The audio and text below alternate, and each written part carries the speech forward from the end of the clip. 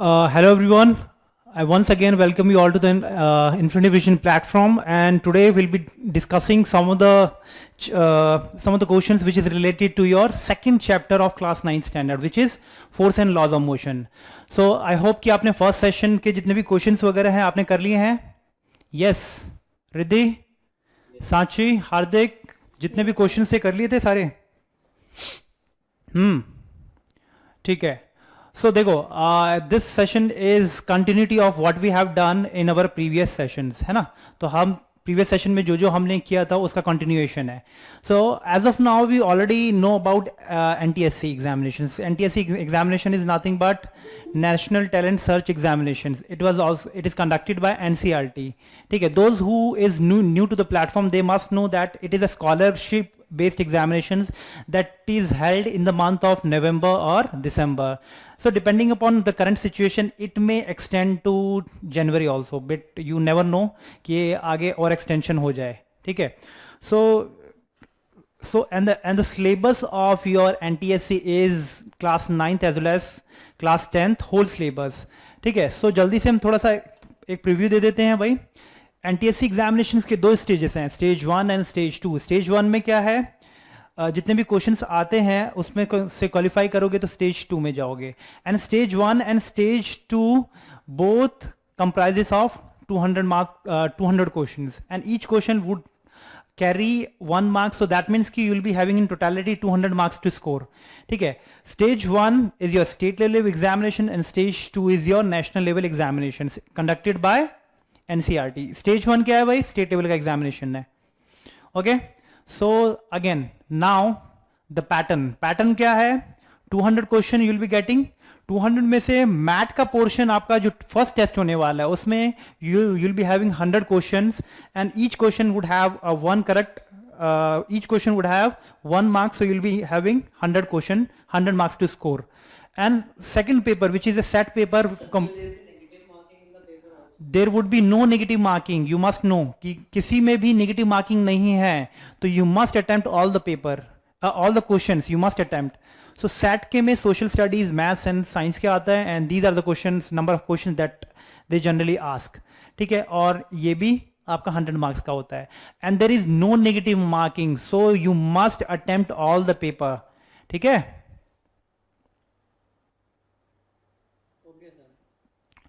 So the thing is, कोई भी question छोड़ना नहीं है, सारा का सारा अटेम्प्ट जरूर करके आना है. ठीक है. जो भी नहीं भी आता है वो भी आपको अटेम्प्ट करना ही करना है.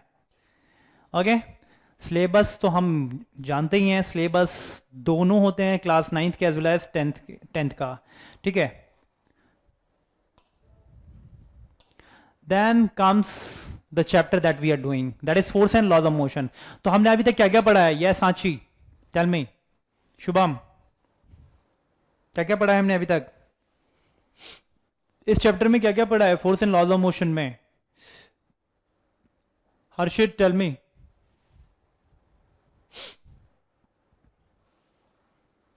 Okay.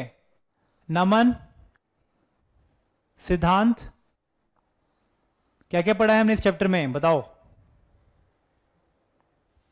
Force and laws of motion में बोलो. यस उत्कर्ष, सृष्टि, किसी को याद नहीं क्या क्या पढ़ा है. हाँ ठीक है. मोमेंटम, इनर्शिया, ये सारे पढ़ चुके हैं ना. ओके. सर्कुलर मोशन भी पढ़ चुके हैं हम, है ना. तो क्या क्या हमने पढ़ा है, देखो भाई. न्यूटन्स फर्स्ट लॉ पढ़ चुके हैं हम, we already know what is Newton's first law, है ना. So first law of Newton, या Newton's first law that we have done. Second law of Newton that we have done.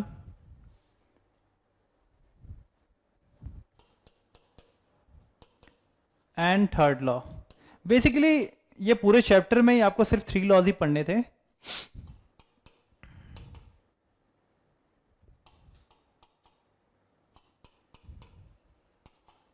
Okay, first law में it is related to inertia, that we already know, inertia से related है। इसमें क्या क्या पढ़ा है आपने? इनर्शिया। इनर्शिया में क्या क्या क्या चीजें पढ़ी है? Inertia of rest, inertia of inertia of motion and inertia of direction. ये तीन चीज पढ़ चुके हैं हम इसमें, इसके एग्जांपल्स भी पढ़े थे। सेकंड लॉ में हमने क्या क्या पढ़ा था? We know that force is directly proportional to change in momentum per unit time, है ना। सो एक एक्सप्रेशन आ जाता है, चेंज इन मोमेंटम कितना होता है? प्रोपोर्शनैलिटी कांस्टेंट के जुड़ेगा, that is equal to 1। So p final minus P initial per unit time, यही होता है force. And force can also be written as m v minus u by t, क्योंकि final velocity अगर v है, initial velocity u है, तो momentum कितना होगा? M v minus m u, m common ले लो तो you'll be getting this expression, this is nothing but m into ए। तो force is nothing but product of mass and acceleration. एक चीज और हमने पढ़ा था कि अगर किसी बॉडी पे नेट फोर्स है तो उस पे एक्सेलरेशन होगा ही होगा, और एक्सेलरेशन एंड फोर्स का डायरेक्शन दोनों सेम डायरेक्शन में होता है ना। सो because this is your scalar quantity, mass is a scalar quantity, scalar multiplied by a vector would always give you a vector, ठीक है। देन न्यूटन्स थर्ड लॉ में पढ़ लिया था हमने। न्यूटन्स थर्ड लॉ क्या कहता है? For every action there is equal and opposite reaction and these action and reaction pair always acts on two different bodies, है ना। दोनों डिफरेंट बॉडीज पे एक्ट करता है, दोनों पेयर में एक्ट करता है, दोनों अपोजिट डायरेक्शन में और डिफरेंट बॉडीज पे एक्ट करता है। तो ये सारी चीजें हम ऑलरेडी पढ़ चुके हैं। एक इसके अलावा हमने और क्या पढ़ा था? न्यूटन्स के अलावा, न्यूटन्स लॉज के अलावा और क्या पढ़ा था? कंजर्वेशन ऑफ मोमेंटम, वो पढ़ा था हमने। Conservation of momentum, what does it से? वो क्या कहता है? व्हेन एक्सटर्नल फोर्स, कोई बॉडी पे कोई फोर्स नहीं लग रहा, मतलब नेट फोर्स जीरो है ना। तो अगर नेट फोर्स जीरो है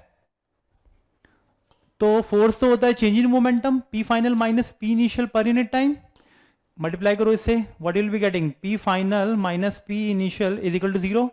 तो P final must be equal to P initial. तो जितना मोमेंटम सिस्टम का पहले था उतना ही मोमेंटम सिस्टम का बाद में भी होगा, ठीक है। सो ये चीज हम पढ़ चुके थे। इससे रिलेटेड हमने बहुत सारे और भी न्यूमेरिकल करे थे, like your recalling of gun का प्रॉब्लम, कैनन का प्रॉब्लम, ठीक है, one ball hitting another ball, ठीक है। तो वो सारी चीजें हम कर चुके थे। एंड कॉमन वेलोसिटी, अगर वो दोनों चिपक जाते हैं दोनों बॉल, तो उनका कॉमन वेलोसिटी क्या होगा, वो सारी चीजें हम ऑलरेडी कर चुके हैं। And momentum is also vector quantity, है ना। अगर इस डायरेक्शन में मोमेंटम को पॉजिटिव लोगे, अगर कोई बॉल उधर से आ रहा है तो इसको नेगेटिव लेना पड़ेगा मोमेंटम को, ठीक है। So these are the things that we have already done and we have also done with circular motion. तो सर्कुलर मोशन भी हम पढ़ चुके हैं। सर्कुलर मोशन में हमने क्या पढ़ा था? Uniform circular motion and non uniform circular motion, है ना। So we have done uniform and non-uniform circular motion. Circular motion, एक बात बताओ, यूनिफॉर्म मोशन में कौन सा फोर्स प्ले करता है, कौन सा फोर्स आता है? Yes, centripetal force which will always be directed towards the center। तो यहीं पे सेंट्रीपिटल एक्सेलरेशन भी होगा, ठीक है। And work done by this centripetal force must be equal to 0, है ना, क्योंकि परपेंडिकुलर है। Displacement and force would always be acting perpendicular to each other, दोनों परपेंडिकुलर होंगे, ठीक है। यस, सृष्टि सेइंग सेंट्रीफ्यूगल, ठीक है। इसका जो काउंटर पार्ट लेते हैं हम, बाहर की तरफ जो लगता है उसको हम सेंट्रीफ्यूगल कहते हैं, है ना। तो जनरली कंसीडर आप वही करेंगे कि सेंट्रीफ्यूगल की इसकी टेंडेंसी होगी बाहर निकलने की, ठीक है। तो इसको centrifugal and centripetal are having same magnitude but opposite direction, ठीक है। So what does this centripetal force do? ये क्या करता है? यस, आदित्य बताओ क्या करता है सेंट्रीपिटल फोर्स? क्या स्पीड बढ़ा देता है क्या बॉडी का? स्पीड कांस्टेंट ही रहती है, क्योंकि जब भी फोर्स और एक्सेलरेशन परपेंडिकुलर होंगे तो क्या इसकी सिर्फ इसके डायरेक्शन को चेंज करेगा। You must remember this concept, this is very important aspect. Whenever the force is perpendicular to the displacement, this force would only change direction, it won't increase its speed, इसका speed increase या decrease नहीं करेगा, वो आपको याद learn करना है, ठीक है। एंड वर्क डन तो हमेशा 0 होगा ही। देन कम्स योर, और this centripetal force is also equal to m into centripetal acceleration. तो सेंट्रीपिटल फोर्स कितना होता है, M V square by R, ये भी याद रखेंगे हम, ठीक है। M V square by R, R is a radius. Non uniform में क्या होगा, नॉन यूनिफॉर्म में स्पीड भी बढ़ रहा है, यहां पे वेलोसिटी v1, फिर यहां पे वेलोसिटी v2। एक चीज और यहां पे आपको लर्न करना है, angular velocity. What is angular velocity, is given by omega symbol. Omega कितना होता है, change in angle per unit time, D theta by D T. तो कुछ पोजीशन के बाद यहां चला गया तो कितना एंगल का चेंज हुआ, थीटा। कितना टाइम हुआ वहां तक जाने में, T time.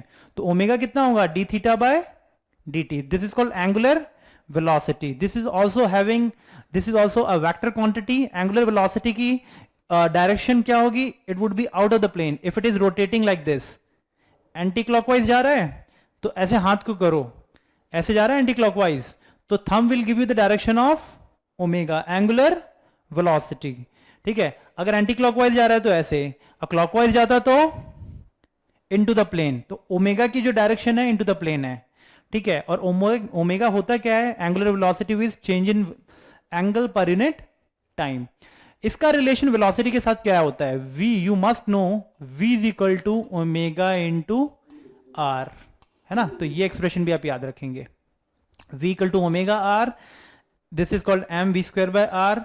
Force, centripetal force को और भी लिख सकते हो, एम ओमेगा स्क्वायर आर भी लिख सकते हो। This is also true because v is equal to omega R की वैल्यू, या v की वैल्यू यहां पुट करो, you will be getting M omega square R. तो सेंट्रीपिटल फोर्स इसके टर्म में और इसके टर्म में दोनों आपको याद रखने हैं, और दिस एक्सप्रेशन को भी याद रखना है आपको, ठीक है। बोलो yes. है ना। तो ये चीज याद रखना है। आप नॉन यूनिफॉर्म में क्या होगा, नॉन यूनिफॉर्म में स्पीड बढ़ रही है, इसका मतलब कोई तो होगा इस डायरेक्शन में भी एक्सेलरेशन, उसको टेंजेंशियल एक्सेलरेशन कहेंगे। तो इस डायरेक्शन में टेंजेंशियल फोर्स भी लगेगा, और एक जो है फोर्स सेंट्रीपिटल फोर्स, वो क्या करता है, सिर्फ डायरेक्शन को चेंज कराएगा। दिस टेंजेंशियल और tangential force will change its speed. तो अब ये स्पीड बढ़ती जाएगी, ठीक है। तो दो नेट फोर्स लग रहे हैं at an angle of 90 degree, है ना, rectangular components, they are acting at an angle of 90 degree, एक इधर और एक अपवर्ड। तो इसका नेट फोर्स होगा कुछ इस डायरेक्शन में होगा, and this net force it was equal to root of F tangential का whole square plus F centripetal का whole square. These are the things that we have already done, ठीक है। So shall we move on to the questions, बोलो है ना। तो questions हमने last time भी किया था, अब अगेन हम क्वेश्चंस करने जा रहे हैं। So question will come to your screen, this is the first question that will come to your screen. देखो, time rate of change of momentum is measured in, बिल्कुल सिंपल क्वेश्चन है, okay. Sarthak is saying A. Mind you आपके NTSC में बहुत simple simple question आते हैं, physics में तो बिल्कुल ही सिंपल आते हैं, है ना। स्पेशली आपका यूपी में, है ना, तो यूपी का लेवल काफ़ी लो है भाई, तो आप आसानी से स्कोर कर सकते हो, ठीक है। तो the time rate of change of as far as physics is concerned, maths में फिर भी ठीक है, ठीक है, बाकी सब्जेक्ट्स में भी ठीक ठाक है, बट केमिस्ट्री एंड मैथ्स में थोड़ा सा लेवल कम रहता है एनटीएससी का। So most of you are saying A, it's KG meter पर second square. We already know force कितना होता है, change in momentum per unit time. So this is time rate of change of momentum है ना। तो इसकी unit already हमें पता है, मास इंटू एक्सेलरेशन के बराबर है। So it would be equal to KG meter पर second square. So A would be the correct option. So most of you are correct. So we'll be moving to the next question now. चलो देखो, a gun of 1 kg fires a bullet of 1 gram with a speed of इतना, the recoiling velocity of the gun is, simple question, बताओ क्या होगा, what would be the recoiling velocity of gun?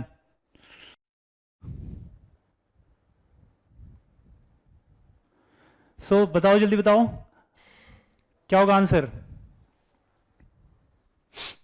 A gun of mass 1 kg fires a bullet of mass 1 gram with a velocity of 1 meter per second. The recording velocity of the gun is, yes बताओ भाई क्या होगा? Most of you are saying D. Shyam is saying D, and Shyamji and Shaurya is saying D. Shubham is also saying D. Krishna D. Harshit D. Daksh का भी D आ रहा है, ठीक है. ओके, दिशा का भी D आ रहा है. चलो ठीक है, इसका मतलब most of you are saying D, तो D आएगा ही आंसर. तो जल्दी से देख लेते हैं. देखो, गन का रिकॉइल करने रिकॉइलिंग से पहले लेट की मास ऑफ गन है कैपिटल M, बुलेट का मास है स्मॉल m, है ना. अभी फायर नहीं हुआ है. फायर होने से पहले इसका मोमेंटम, इनिशियल मोमेंटम 0 है, बोलो. अब फायर करने के बाद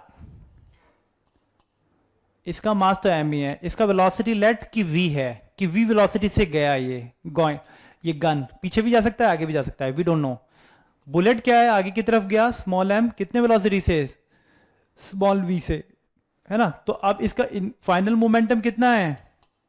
कैपिटल एम वी प्लस, क्योंकि आगे क्या होगा बुलेट, तो इसका डायरेक्शन पॉजिटिव लिया है हमने, m इंटू वी, है ना. तो दोनों को इक्वल करना है हमें, सीधा डायरेक्ट फॉर्मूला लगा देंगे हम. वैसे आपको ऑलरेडी बताया हुआ है मास ऑफ बुलेट का निकालने का फॉर्मूला, तो 0 must be equal to M V plus m into small V. So recalling velocity कितना आ रहा है? Minus M V by capital M. इस वैल्यू में पुट कर देंगे हम, आसानी से क्वेश्चन आ जाएगा. So mass of gun is, mass of bullet is 1 gram. वो 1 ग्राम कितना होता है? 1000 kg का. Mass of gun 1 kg. Velocity of this is nothing but 1 metre पर सेकेंड. बुलेट का मास ये है, तो यू विल बी गेटिंग 0.001, ठीक है. तो यही आ रहा है मीटर पर second. This, so that means the option D is correct. Negative sign क्या शो करता है यहां पे?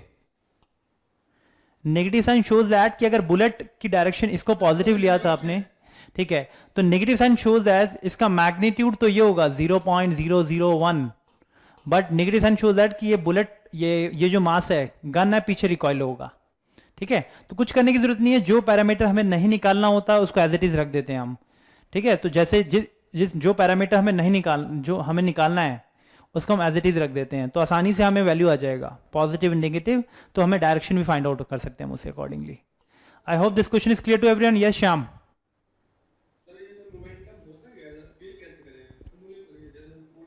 हाँ, मोमेंटम फील कैसे करो? देखो, momentum is a product of mass and velocity, that is capacity, कितना इसकी एबिलिटी है मोशन में रहने की, दैट इज कॉल्ड मोमेंटम, है ना. कोई मास है, बहुत हैवियर मास है. देखो, अगर एग्जांपल ले लेते हो, आप कैसे फील करोगे मोमेंटम को? मोमेंटम का फील इस टाइप से कर सकते हो. मान लो एक 1 kg का ब्लॉक है, ये मूव कर रहा है 10 मीटर पर सेकेंड की स्पीड से. दूसरा है ब्लॉक 10 kg का, ये भी सेम स्पीड है इसकी, 10 मीटर पर सेकेंड. अब इसको स्टॉप करने में किस में ज्यादा एफर्ट लगाना पड़ेगा आपको? 10 kg वाले को. तो हम बोलेंगे इसका मोमेंटम ज्यादा है भाई, है ना, क्योंकि इसको रोकने के लिए फाइनल मोमेंटम इसका 0 होना चाहिए. तो यहां से आप यहां से हाथ अप्लाई करोगे, फोर्स लगाओगे, बोलो. यहां से फोर्स लगाओगे ना इसको स्टॉप करने के लिए. फाइनली इसको भी मोमेंटम 0 करना है आपको. तो स्टॉप करने में किसका मोमेंटम ज्यादा, कितना फोर्स लगाना पड़ेगा, किसमें ज्यादा लगाना पड़ेगा? फोर्स जो अप्लाई कर रहे हो आप, that must be equal to change in momentum. Final momentum 0 है, इनिशियल मोमेंटम कितना है इसका? 10 into 10 which is 100 divided by time. Stopping distance, stopping time दोनों का सेम लगा है, सपोज 10 सेकेंड, तो you will be getting 10 newton. इतना फोर्स तो लगाना पड़ेगा आपको अगर उसको 10 सेकेंड में स्टॉप करना है. तो इसमें कितना लगाना पड़ेगा force? Negative sign shows that कि इसकी स्पीड धीरे धीरे, बॉल की स्पीड धीरे धीरे कम हो रही है. इसका मतलब जो फोर्स लग रहा है अपोजिट डायरेक्शन में लग रहा है to that of the motion. तो जल्दी से इसका फोर्स कितना लगेगा ऊपर वाले का? चेंज इन मोमेंटम करो, फाइनली 0 हो जाना है मोमेंटम. इसको भी इनिशियल मोमेंटम कितना है? 10 इंटू 1 डिवाइडेड बाय, इसको भी 10 सेकेंड में तो 1 न्यूटन आ रहा है ना. तो इसका मतलब इसका मोमेंटम ज्यादा है, क्योंकि इसको स्टॉप करने में ज्यादा फोर्स लगाना पड़ रहा है हमें. आई hope this thing is clear. हाँ बोलो. और जो इनर्शिया वाला कॉन्सेप्ट है ना, वो डिफरेंट है. मान लो 1 kg का ब्लॉक है और ये 10 kg का ब्लॉक है, किसको मोशन में लाने में कितना ज्यादा फोर्स लगेगा? इसको मोशन में लाने में ज्यादा फोर्स लगेगा, that is it is having inertia of rest, more inertia of rest 10 kg वाला. I hope this thing is clear to everyone. Daksh, ठीक है. श्याम, चलो आगे बढ़ते हैं हम जल्दी से. ये क्वेश्चन करो. When a bullet of mass 5 gram is fired, the impulse on it is 200 Newton second. Impulse we already know. Impulse is a product of force and time. That is also called as change in momentum. If mass of the gun is 10 kg, then the recoil velocity of the gun is क्या होगा बताओ. अब force ना दे के सिर्फ impulse दे दिया है ना. फोर्स नहीं दिया, कुछ नहीं दिया, सिर्फ इम्पल्स दे दिया है. गन की रिकॉलिंग वेलोसिटी है, तो गन का मतलब कि गन कितने केजी का है, 10 केजी का है ना. तो इनिशियली गन किस में था, रेस्ट में था. तो इनिशियल मोमेंटम 0 था. अब फाइनली इसको कहीं जाना है कुछ वेलोसिटी से, तो जो इम्पल्स होता है वो कितना होता है, product of force and time. This is nothing but P final minus P initial होता है change in momentum. I hope इसी से क्लियर हो जाएगा. देखते हैं किसका आंसर आता है.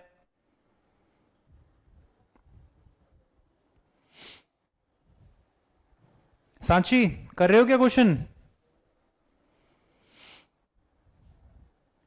ओके, अलीशा एंड रिद्धि, दक्ष, उत्कर्ष कर रहे हो. चलो वेरी गुड, करो भाई, बताओ क्या होगा आंसर. 20 आ रहा है.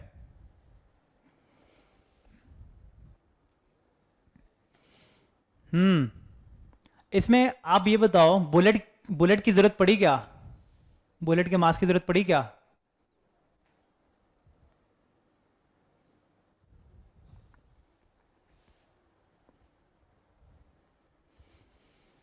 किसका आया है, शिवम, आप श्याम आपका आंसर आया 20.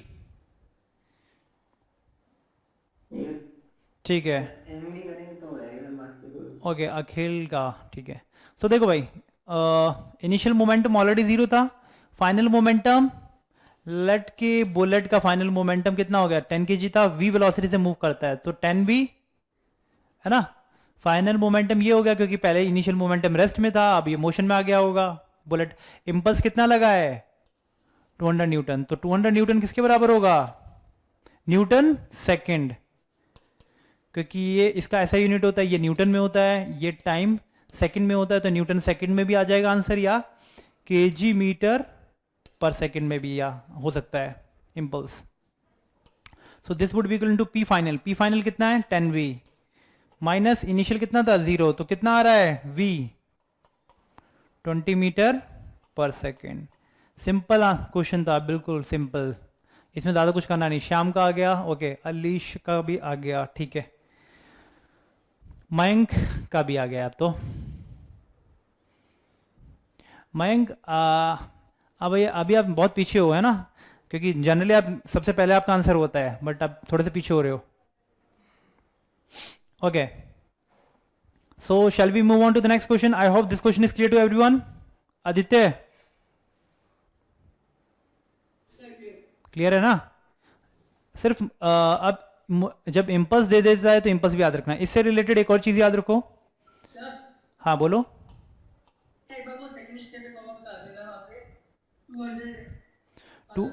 देखो, चेंज इंपल्स क्या होता है, change in momentum P final minus P initial. Final momentum तो 10v था ना, इनिशियल मोमेंटम 0, इंपल्स कितना है 200, तो इसको कर दिया हमने. लेट की इसकी वेलोसिटी v है, तो v आ जाएगी आसानी से, तो गन की वेलोसिटी आ जाएगी. हो गया. yes, sir. चलो ठीक है. अब देखो, यही आपको अगर फोर्स एंड टाइम का ग्राफ देता, तो this area under force and time graph gives impulse which is nothing but change in momentum P final minus P initial, जो कि हम ऑलरेडी कर चुके हैं अपने लास्ट क्लास में, है ना. इस टाइप से area under F T will give you change in momentum. So next question will come to your screen. जल्दी देखो and tell me the answer now. and chain of mass m and length L held vertically by fixing it upper and to a rigid support. That means कि एक rigid support है just like this, और यहाँ पे एक chain रख दिया गया जिसका मास कितना है L, मास कितना है m and length है कैपिटल L. So पूछा क्या है, the tension in the chain at a distance y from the rigid is. तो ये rigid support से y distance पे from the top tension क्या होगा वो पूछा है. बताओ क्या होगा.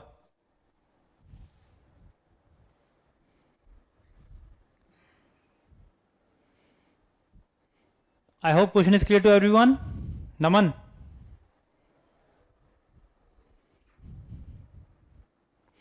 टेंशन का मतलब क्या हुआ, मतलब कि यहां पे अगर इसको दो हिस्से में बांट दो, इसको स्प्लिट कर दो, upper portion and lower portion, यहां बीच में थ्रेड रख दो, बी से कनेक्ट कर दो क्योंकि सपोर्टेड एंड है. तो इस थ्रेड में जो टेंशन होगा वही होगा ना जो नीचे वाले का वेट है. इतने मास का वेट ही तो इसको नीचे खींचेगा, तो वही यहां पे टेंशन होगा. यस ओके, आगे आंसर आ गया.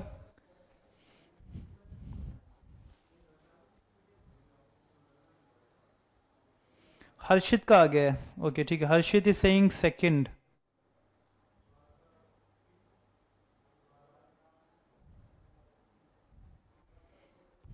हर्षित is saying second is correct. Mayank का भी आ गया अब तो. Mayank is saying second.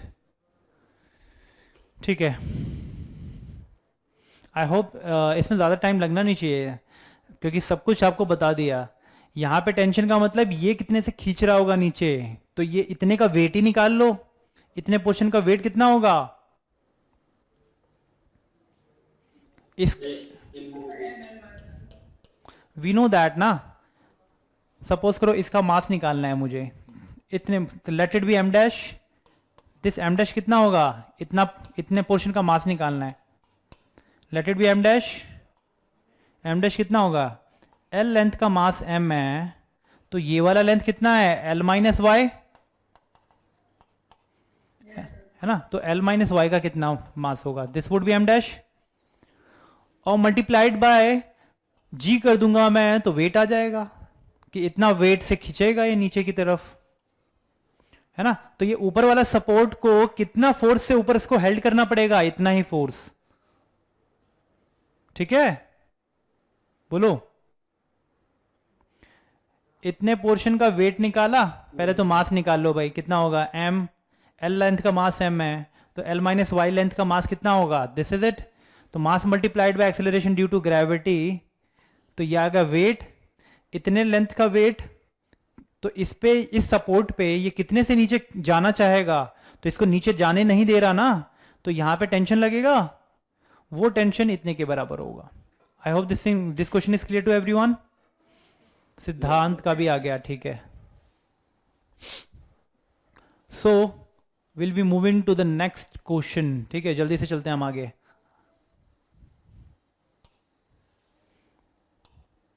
बताओ. When a horse pulls a cart, the force that helps the horse to move forward is the force exerted by. Simple question. Actually में horse को move करना है ना. हॉर्स मूव कर रहा है आगे की तरफ, कार्ट को भी खींच रहा है, वो हॉर्स भी मूव कर रहा है आगे आगे. कोई भी बॉडी पे फोर्स लगेगा तभी वो मूव करेगा, बस इतना हिंट काफी है. Most of you are Ishanvi saying two second. Shubham is also saying second. Okay, Shivam is also saying second. The ground on the horse, obviously. देखो, पहले तो हॉर्स ने लगाया होगा ग्राउंड पे फोर्स, है ना. तो ग्राउंड तो मूव नहीं करेगा क्योंकि ग्राउंड तो रेस्ट में है ना, तो वो इट कैनॉट मूव.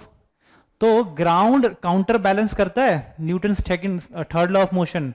तो that is called reaction of ground on horse. उस रिएक्शन फोर्स की वजह से हॉर्स आगे मूव करता है, तो ग्राउंड अप्लाई कर रहा है हॉर्स पे force. So most of you are correct.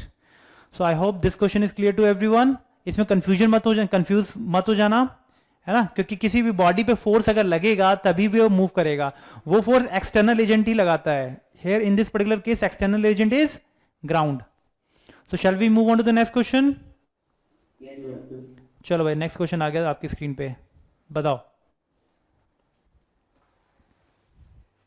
A block of mass 10 kg is suspended through two light spring balance as shown in the figure. मतलब दो लाइट स्प्रिंग बैलेंस लिया हुआ है आपने, नीचे 10 kg का ब्लॉक अप्लाई कर दिया है. सो बताओ क्या होगा. Both the scale will read 10 kg या both the scale will read 5 kg. 5-5 का डिस्ट्रीब्यूशन हो जाएगा क्या, या upper scale will read 10 kg, नीचे वाला 0. The reading may be anything between there, sum will be 10 kg. Shubham is saying 1, Sarthak is also saying A. ठीक है, मतलब first. Disha is also saying A. ठीक है, ओके. हर्षित का भी A आ गया, 1 आ गया. सो this is the simplest question जो कि मैंने आपको लास्ट क्लास में ही बताया था. कोई भी अगर कोई स्प्रिंग है, स्प्रिंग को अगर खींचना है आपको, स्प्रिंग में रिस्टोरिंग फोर्स कब डेवलप होगा या फोर्स कब डेवलप होगा, जब दोनों एंड से खींचेगा स्प्रिंग, है ना. तो दोनों एंड से फोर्स तो दोनों सेम होगा ना. अगर इधर से ज्यादा खींच दो, इधर से कम खींच दो, तो इस तरफ स्प्रिंग आगे मूव कर जाएगा. बोलो. Yes. है ना. तो स्प्रिंग को दोनों एंड से खींचना चाहिए, तभी वो टाइट रहेगा, है ना. तो दोनों एंड से खींचेगा, तो इसका मतलब इस एंड पे वेट इसको नीचे खींच रहा है. देखते जाओ, सारे फोर्सेस हम लगाएंगे. ओके चलो शुरुआत से लगा करते हैं. देखो इसका वेट नीचे लगेगा, दैट इज 100 न्यूटन. इसका वेट नीचे होगा 100 न्यूटन. तो इसके अंदर जो टेंशन है इस वाले वायर के अंदर, वो भी 100 न्यूटन होगी. अब टेंशन इज बाई डायरेक्शनल, है ना, इस थ्रेड में. तो इस ब्लॉक के लिए टेंशन ऊपर है, ऊपर वाले स्प्रिंग के लिए टेंशन नीचे होगा 100 न्यूटन. क्योंकि मैंने बताया था tension with in the string is always pulling in nature. ये इस वाले को ऊपर पुल करेगा, ऊपर वाले को नीचे पुल करेगा. I hope this thing is clear to everyone. Tension is always bidirectional and it is always pulling in nature. तो नीचे वाले को 100 न्यूटन से नीचे खींचा. तो अगर ऊपर से फोर्स नहीं लगता 0 न्यूटन, तो ये नीचे एक्सेलरेट कर जाता ना. ऐसा तो नहीं है. इसका मतलब कि ऊपर से भी फोर्स लगा होगा, ऊपर से भी 100 न्यूटन फोर्स लगा होगा, तभी ये स्ट्रेच हो रहा है, न वरना वो स्ट्रेच होगा ही नहीं. अब एक ये स्प्रिंग है, if it is like a spring, इधर से 100 न्यूटन लगाओ और इधर से फोर्स मत लगाओ, तो ये आगे ही जाएगा ना, स्ट्रेच थोड़ी ना होगा. तो इसकी रीडिंग ही नहीं आएगी. तो दोनों को खींचना चाहिए, तभी रीडिंग आएगी इसकी, स्प्रिंग की, दोनों तरफ से. सो इस बार ऊपर वाले स्ट्रिंग के लिए अगेन ये नीचे की तरफ खींचेगा, विच इज 100 न्यूटन. सो दोनों स्प्रिंग की रीडिंग सेम ही आएगी भाई, 10 kg and 10 kg. So that means कि most of you are correct. आपका ज्यादातर का आंसर सेम है. ठीक है. एंड आई होप इसमें कोई अब दिक्कत नहीं आनी चाहिए. सबको क्लैरिटी आ गई इसमें, है ना. तो नॉट ओनली वन स्प्रिंग. देखो नीचे 100 न्यूटन का फोर्स लगेगा, इसका वेट m/g. तो ये कौन खींच रहा होगा, इसका खुद का वेट. तो ये इसमें जो ये टेंशन है इस स्प्रिंग के अंदर, ये इस थ्रेड के अंदर, वो भी 100 न्यूटन होगा. इस थ्रेड, ये मैं इक्विलिब्रियम कंडीशन की बात कर रहा हूं. मतलब कि जब ये सब रेस्ट में आ गए हैं, ये थ्रेड नीचे, ये जो ब्लॉक है नीचे आ गया है, कुछ नीचे जाएगा वेट की वजह से. अब ये बैलेंस्ड हो गया, है ना, बैलेंस्ड है. तो जो 100 न्यूटन वाला फोर्स है और ये जो थ्रेड में जो फोर्स है, दोनों सेम होने चाहिए, तभी तो फर्दर अब ब्लॉक नीचे नहीं जाएगा. ये बैलेंस्ड कंडीशन की बात कर रहा हूं मैं. बैलेंस कंडीशन पे इसकी रीडिंग आएगी, इसकी रीडिंग आएगी. ठीक है. तो जब ये बैलेंस्ड कंडीशन पे है तो 100 न्यूटन वेट इसका नीचे लग रहा था. और इस थ्रेड में, इस वाले थ्रेड में टेंशन अपवर्ड है, क्योंकि इस ब्लॉक के लिए अपवर्ड होगा. देखो फ्री बॉडी डायग्राम बनाया करो. देखो इसका खुद का वेट 100 न्यूटन खींच रहा है, ऊपर में थ्रेड है, इसको ऊपर खींचेगा, इसमें टेंशन की, इसमें भी 100 न्यूटन होना चाहिए, तभी तो इस ब्लॉक का नेट फोर्स कितना होना चाहिए, 0. ऐसा तभी हो पाएगा ना. ठीक है. इस वाले पे देखो, इस पे भी नेट फोर्स 0 है ना. अब इस वाले के लिए क्या होगा,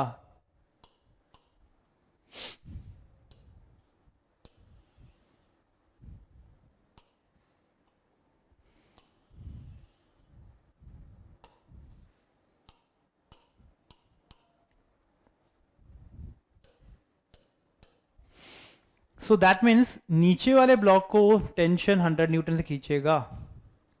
अब ऊपर वाले स्प्रिंग के लिए ये थ्रेड भी तो इसको नीचे खींच रहा होगा ना, क्योंकि ये थ्रेड इसको खींच रहा होगा tension T which is also 100 Newton.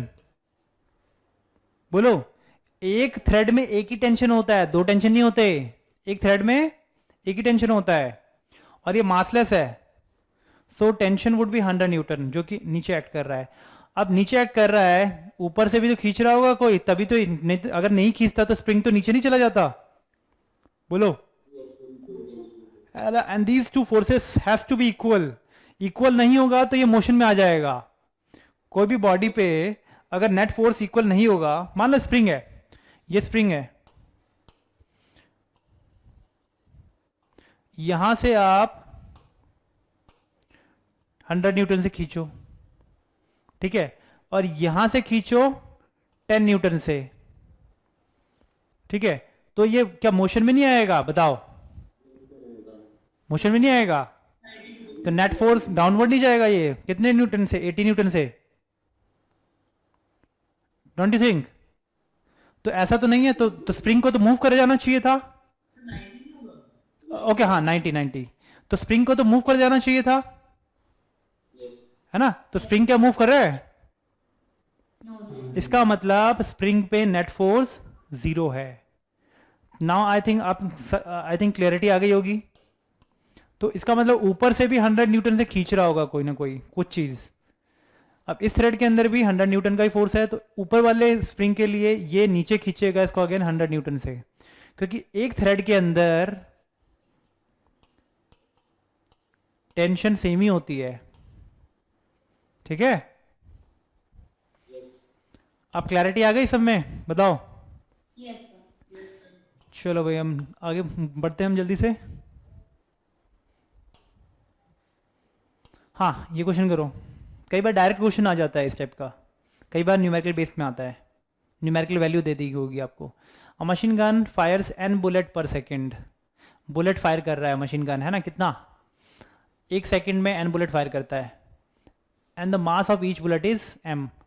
If v is the speed of the each bullet, then the force exerted on the machine gun is, बताओ क्या होगा?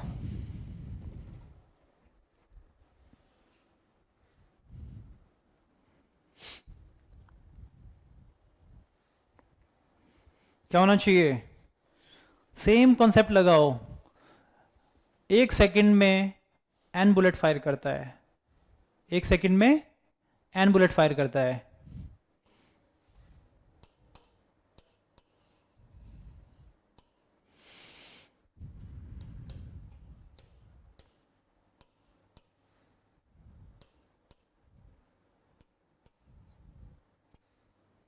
ठीक है?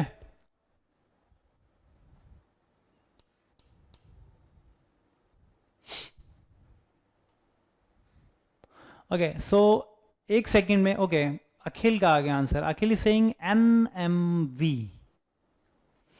ओके, बाकी का नहीं आया किसी का?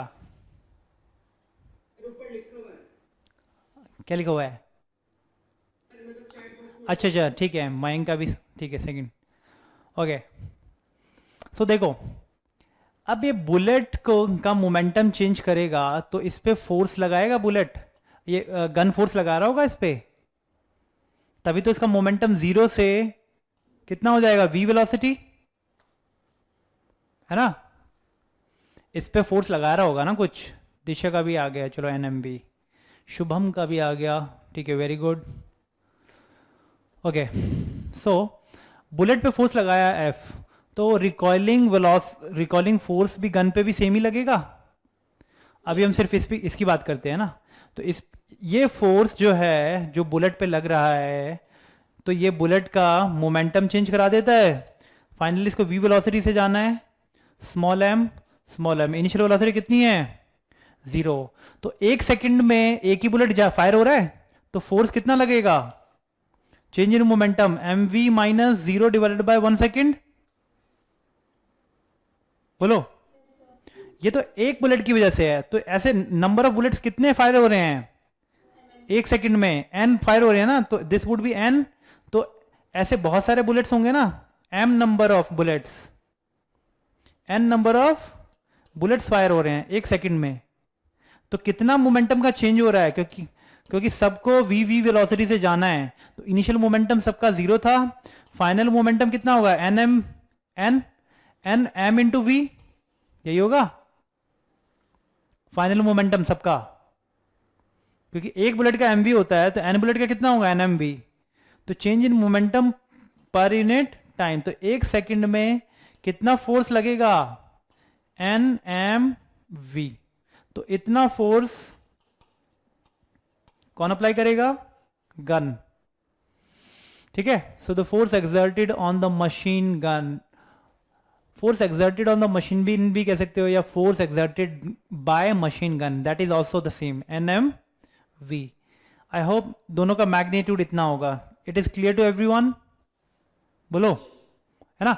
इस टाइप के क्वेश्चन आपको आ सकते हैं, याद रखना कि मान लो बुलेट फायर करता है 200 बुलेट्स पर सेकेंड, 200 बुलेट्स फायर कर रहा है, हर एक बुलेट का मास है 200 ग्राम, इतना होता नहीं है बट मान लो, है ना, चलो मान लो ये वो है, एक बिगर बुलेट नहीं है, वो नहीं है, कैनन है, तो 200 ग्राम का वो भाला गोला हथगोला फेंकता है ना 200 ग्राम का, और हर एक सेकंड में 200 भाला फेंकता है वो, let it be howitzer gun, ठीक है। तो अब बताओ with velocity of each is 20 metre पर सेकेंड, तो फोर्स कितना एक्सर्ट करेगा ये howitzer,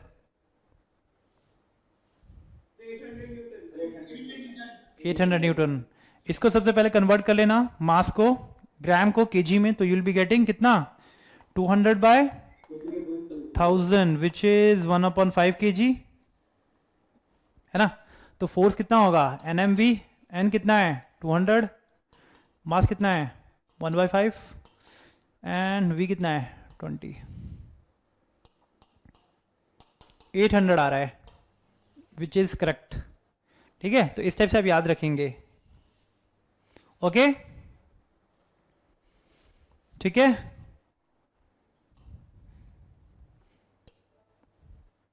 so the next question come to your screen now, देखो, two blocks of mass 2 kg and 1 kg are connected, are in contact with each other on a horizontal frictionless surface. When a horizontal force of 3 Newton is applied to the block of mass 2 kg, 3 ये दे रखा है आपको, सब कुछ given है, तो force of contact between the two block is, इस पे फोर्स ऑफ कॉन्टैक्ट क्या होगा इन दोनों पे, बताओ।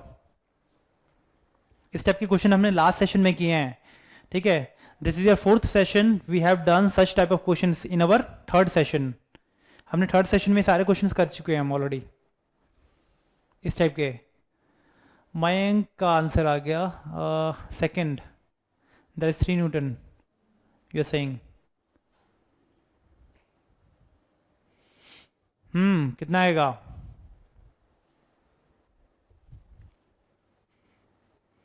हर्षित is saying 3 newton, contact force पूछा है इन दोनों के बीच में आदित्य कह रहा है 1 न्यूटन, हर्षित ओके शौर्य का 4th आ रहा है 1 न्यूटन, ओके नाउ सभी कह रहे हैं 4th, अलीशा कभी कभी, शौर्य का भी वही आ रहा है 4th, दैट मीन्स 1 न्यूटन, अखिल का भी अब 1 न्यूटन हो गया है। आई थिंक अब तक तो आ जाना चाहिए। Srishti is also saying 4th option, Tanne is also saying 1 newton. देखो कृष्णा का भी आ गया है एंड भूमि का भी आ गया है, ठीक है। क्वेश्चन देखते ही समझ में आ जाना चाहिए आपको, बीच का कॉन्टैक्ट फोर्स ही पूछा होगा, और तो ब्लॉक है नहीं, है ना। एक्सेलरेशन पूछता, सिस्टम का एक्सेलरेशन कितना होता है, फोर्स बाय मास, फोर्स कितना होगा सिस्टम का, मतलब ये पूरे ब्लॉक का, है ना। तो फोर्स बाय मास, फोर्स था 3 न्यूटन, मास कितना है 2 + 1 3, तो it would be equal to 1 metre पर सेकेंड स्क्वायर, है ना। अब सबको इतने से ही एक्सेलरेट करना है 1 मीटर पर सेकेंड स्क्वायर से, इसको भी और 1 मीटर/सेकंड स्क्वायर से इसको भी, तो यहां से पीछे वाला आगे वाले पे फोर्स लगाएगा, that is called contact force. तो इधर वाला लगाएगा, लेट कि इसका force let it be F, है ना, let it be contact force है तो left let it be F C. तो पीछे वाला इस पे आगे वाले पे फोर्स लगाएगा 1 kg पे, इसको एक्सीलरेट करना है 1 से, तो this force must be equal to mass into acceleration which is 1 newton. तो this would be the correct option, है ना। फ्री बॉडी डायग्राम बनाए करो कि इस बॉडी पे कितने फोर्सेस लग रहे हैं, एक तो इधर से लग रहा होगा, इधर से तो लग ही नहीं रहा। ओके, अब देखो पीछे वाले ब्लॉक से भी हम निकाल सकते हैं। 3 kg वाले ब्लॉक का फ्री बॉडी डायग्राम बनाओ। फ्री बॉडी डायग्राम मतलब कि वो सारे फोर्सेस जो इस पे एक्ट कर रहे हैं सबको लिखो या डायग्राम करो, डायग्रामेटिकली लिखो। सो 3 न्यूटन इधर से लगता है। अब ये 2 kg वाला को 1 से ही एक्सीलरेट कराना है, ठीक है। अब ये आगे जाना चाहेगा तो इधर से रेजिस्ट करेगा, तो इसके लिए फोर्स बैकवर्ड होगा, बोलो कॉन्टैक्ट फोर्स। इस वाले ब्लॉक के लिए कॉन्टैक्ट, ये आगे जाएगा तो ये रेजिस्ट करेगा ना 1 kg वाला, तो कॉन्टैक्ट फोर्स इसके लिए इधर होगा और इसके लिए फॉरवर्ड होगा। Again these are action reaction pair, ठीक है। सो अब नेट फोर्स इसको इधर जाना है, तो 3 minus F C must be equal to mass into acceleration. तो इसे निकालो कितना आ रहा है एफ सी, ये भी आ गया। सो दैट मीन्स अगर हमारा कॉन्सेप्ट क्लियर है तो हमारा आंसर कैसे भी आ सकता है ना। तो हमारा कॉन्सेप्ट क्लियर होना बहुत ज़रूरी है कि डायरेक्शन ऑफ फोर्स क्या कहाँ लगेगा। आप ये गलती करते हो, डायरेक्शन चेंज कर देते हो, पता ही नहीं चलता कि कहाँ लगाना है क्या लगाना है। आपको बोला अगर 2 ब्लॉक है जस्ट लाइक दिस और ये पुल कर रहे हो इधर से आप किसी फोर्स से, तो इस ब्लॉक के लिए ये बैकवर्ड टेंशन लगेगा, इस ब्लॉक के लिए फॉरवर्ड टेंशन लगेगा। तो ये सब चीज़ आप मिस कर देते हो, है ना। तब अगर नहीं करोगे, अगर नहीं मिस नहीं करोगे तो आंसर कभी गलत नहीं हो सकता। इस ब्लॉक के लिए ये रेजिस्ट करेगा, आगे जाने से रोकेगा, तो एफ सी पीछे लगेगा। इस फोर्स के लिए एफ सी फॉरवर्ड लगेगा, contact force.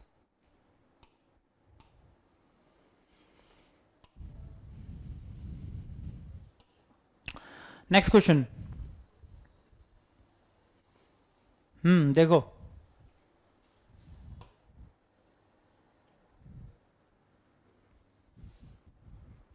To masses A and B, ये भी सिंपल क्वेश्चन है, बताओ 4 kg and 8 kg are connected by a string.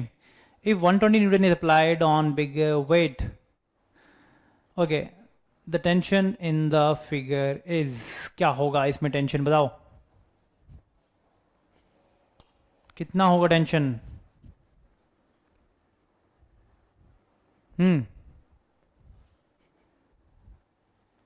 2 block है ए एंड बी, इधर से आपने 200 न्यूटन फोर्स लगाया, तो क्या होगा। अखिल का आ गया भाई 40 न्यूटन, हर्षित का 3rd आया, क्या 40 न्यूटन, अच्छा आदित्य का 80 न्यूटन आया है, शौर्य मयंक का 40 आ रहा है, ठीक है। तो देखते हैं, लेट अस सी। शौर्य का भी अब ओके, ठीक है। सिद्धार्थ का 3rd आ रहा है 40, ओके।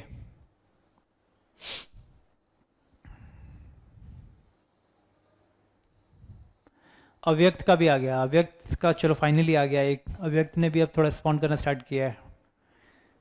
अलीशा का ठीक है 3rd, सृष्टि का भी आ गया है इस बार तो 3rd, श्याम का तो आ गया 3rd, सी ऑप्शन नहीं है बच्चे, हाँ 3rd है, कृष्णा का भी 3rd आ गया है, ठीक है। देखो आई थिंक इसमें दिक्कत आपको नहीं आना चाहिए क्योंकि मल्टीपल ब्लॉक सिस्टम नहीं है, 2-3 ब्लॉक सिस्टम आता तभी भी आपका आंसर आ जाना चाहिए था। सो इतना फोर्स लगा रहे हो आप, सिस्टम का एक्सेलरेशन कितना होगा,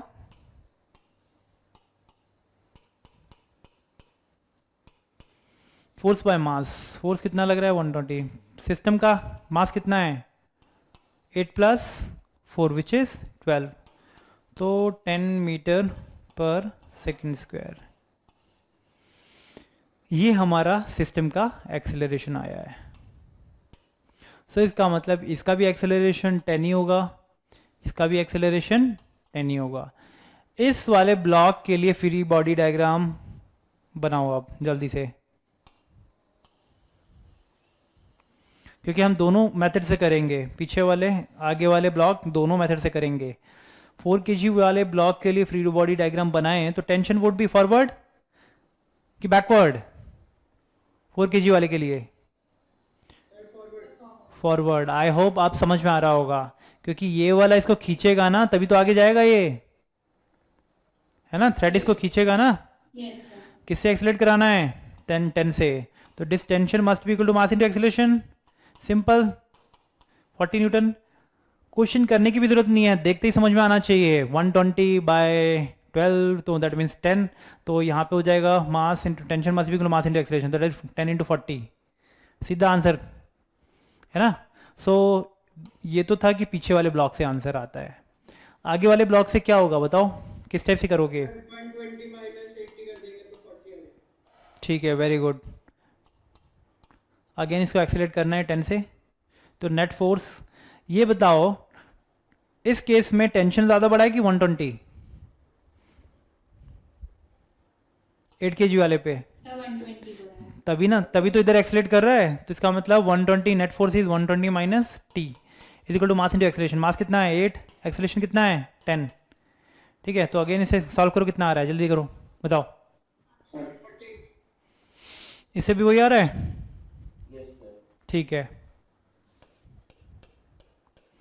तो देखो करने के बहुत सारे तरीके हैं, है ना। कोई सा भी तरीका ले सकते हो, आगे वाले ब्लॉक से या पीछे वाले ब्लॉक से, कैसे भी करो, बट जनरली याद रखना ये ज़्यादा आसान है करना, है ना। इसमें ज़्यादा लंबी कैलकुलेशन नहीं है, सीधा डायरेक्ट फॉर्मूला पुट करो आंसर आ जाएगा। ठीक है, सो सबसे पहले इन सब सिस्टम्स में क्या फाइंड आउट करना होता है? Common acceleration. ठीक है, कॉमन एक्सेलरेशन फाइंड आउट करो सिस्टम का, उसके बाद तो सब इजीएस्ट प्रोसेस है। I hope this question is clear to everyone. Yes तने, दिशा, ईशानवी, ओके कबीर, हो गया? इस टाइप के कर लोगे आप क्वेश्चन, बताओ। ठीक है, आदित्य, चलो भाई वेरी गुड। मल्टीपल सिस्टम हो तो कर लोगे, जस्ट लाइक दिस 1 2 3। कई बार आपको न्यूमेरिकल फॉर्म में नहीं, इस फॉर्म में भी दे सकते हैं question, M1 M2 M3 F। इसमें टेंशन T1 है, इसमें टेंशन T2 है, तो जल्दी बताओ T1 T2 क्या होगा? T1 कितना होगा एंड T2 कितना होगा टेंशन? T2 तो मैं देख के भी बता सकता हूं, ऑल्दो मैं T1 भी बता सकता हूं देख के, बताओ।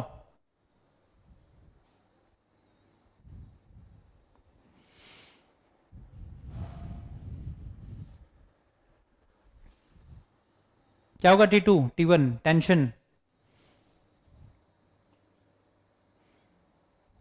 बोलो ये श्याम।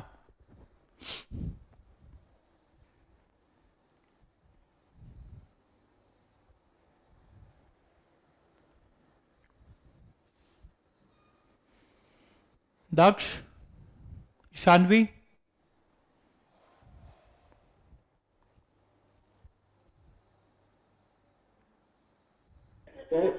Q1 होगा F माइनस M3 इंटू में F अपॉन में M1 plus M2 plus M3। Okay, F by M1 plus M2 plus M3 multiplied by M2। ठीक है, देखो सबको कॉमन एक्सेलरेशन सबका तो सेम ही होना चाहिए ना, तो ये कॉमन एक्सेलरेशन कितना होता है? फोर्स बाय ये टर्म सब में मल्टीप्लाई होना है। T2 क्या होगा? T2 पीछे वाले को खींच रहा है ना सिर्फ, तो this T1 T2 must be equal to M1 into A, M1 into A की वैल्यू कितनी है? F by I hope this thing is clear to everyone.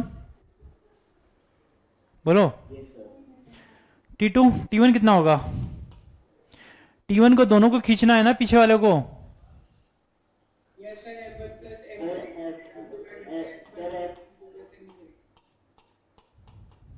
Sir, M2 M1 plus M2 into F by. कुछ ये आ रहा होगा. ठीक है. Yes, sir. देखो भाई, इसको और भी तरीके हैं सॉल्व करने के. I hope this thing is clear to everyone. Yes, sir. है ना. सो कभी कॉमन एक्सेलरेशन ये होगा. T1 T2 आप आसानी से फाइंड आउट कर सकते हो, आप कुछ है नहीं इसमें. ठीक है. एक चीज़ जो मैं यहाँ में बताना चाहता हूँ, और मैं, क्योंकि आप एक मेथड से रिलाई मत होना, है ना, क्योंकि मल्टीपल मेथड्स से रिलाई कर सकते हो. T1 T2 हम ऑलरेडी पता चल गया हमें, है ना. T2 कितना था? M1 F by M1 plus M2 plus M3, है ना. M2 ब्लॉक का ले लो, सिर्फ सिस्टम बनाओ. M2 ब्लॉक का फ्री बॉडी डायग्राम. T1 पीछे खींच रहा है, T2 पीछे खींचेगा. बोलो. T2 M2 को. इस ब्लॉक के लिए ये जो टेंशन है पीछे खींचेगा इसको, क्योंकि टेंशन हमेशा पुलिंग होता है. बोलो. आगे वाला जो टेंशन है उसको फॉरवर्ड खींचेगा, ये आगे पुल करेगा. ये दोनों पुल ही तो कर रहे हैं. तो T1 ग्रेटर है T2 से, तो ये A से एक्सलेट करना है. तो मैं क्या लिखूंगा? T1 minus T2 is equal to M2 into A. Yes, sir. इससे भी आ जाएगा आंसर. देखो जरा करके. T2 की वैल्यू पुट करो. T1, क्योंकि T1 निकालना है. T1 माइनस T2 की वैल्यू कितनी है? M1 F by M1 plus M2 plus M3 is equal to M2 into F by M1 plus M2 plus M3. इसको सॉल्व करना जरा, क्या आ रहा है देखो. आ रहा है वही सेम. उधर जाके प्लस हो जाएगा. कॉमन ले लेना, तो M1 प्लस M2 कॉमन तो हो गया. है ना. तो कैसे भी पकड़ो कान, ऐसे ऐसे, है ना, आंसर हमारा सेम ही आएगा अगर हमारा कॉन्सेप्ट सही है तो. आई होप ये सारी चीज़ें क्लियरिटी आ गई होंगी अब पूरी, ब्लॉक सिस्टम वगैरह, है ना. Shall we move on? चलो भाई देखो अब next question.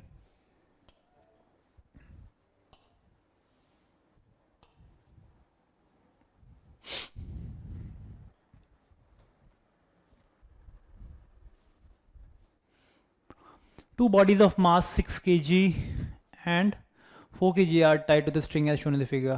If the table is smooth, ये smooth table है, यहाँ friction नहीं है.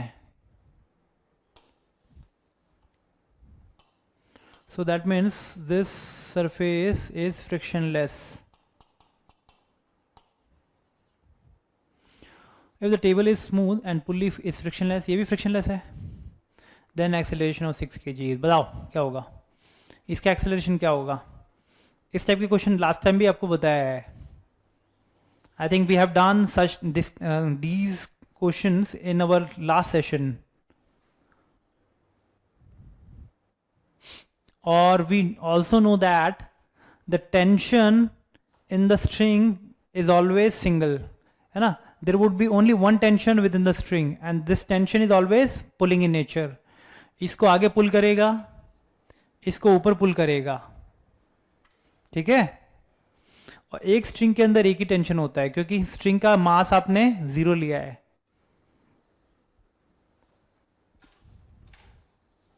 बताओ. अखिल का आ गया answer. Akhil saying third, 6 metre पर second square. So let us see, देखते हैं.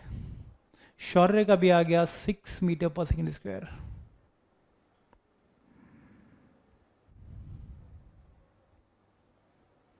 And what about Harshit, Tanmay, Disha, Shanvi?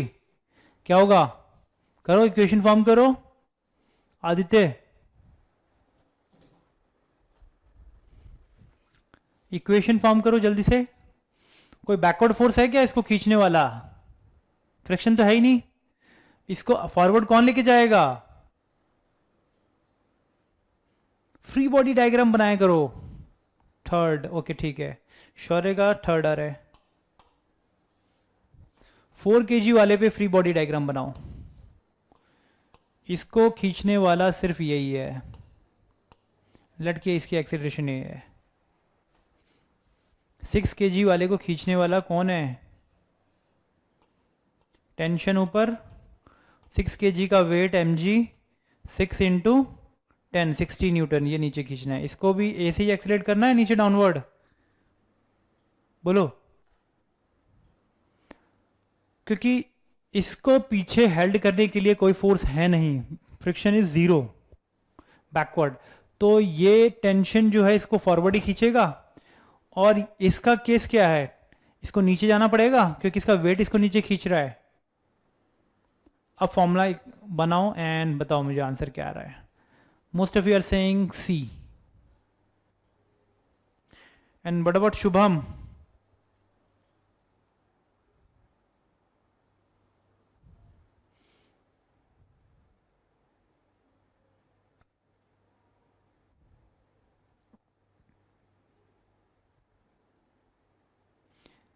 Okay, Riddhi बताओ, सांची, सत्यम, शौर्य,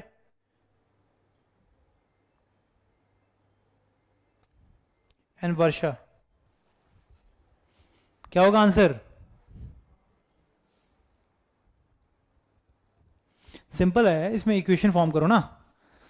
बैकवर्ड फोर्स फ्रिक्शन तो है ही नहीं, जीरो, तो ये टेंशन ही इसको एक्सेलरेट कराएगा 4 इंटू ए। क्लियर?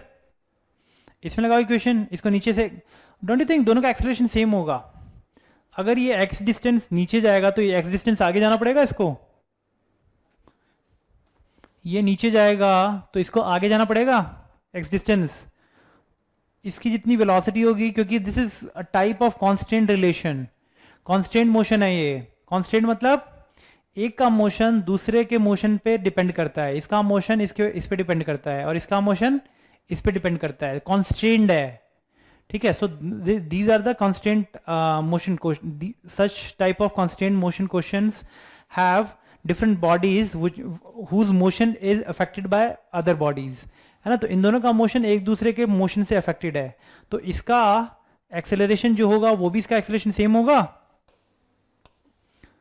इसका एक्सेलरेशन ए है तो इसका डाउनवर्ड एक्सेलरेशन भी ए होगा, बोलो,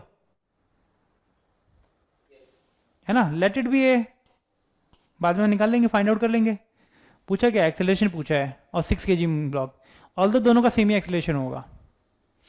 तो इसका इक्वेशन फॉर्म करो, 60 minus T is equal to 6 into A. T की वैल्यू पुट कर दो ना, इतना सिंपल इक्वेशन है। 4a तो 60 इज इक्वल टू 10a, तो a is equal to 6 metre पर सेकेंड स्क्वायर। आई होप ये सिंपलेस्ट क्वेश्चन है, बिल्कुल सिंपल, सिर्फ इक्वेशन फॉर्म करना आना चाहिए। आया कबीर?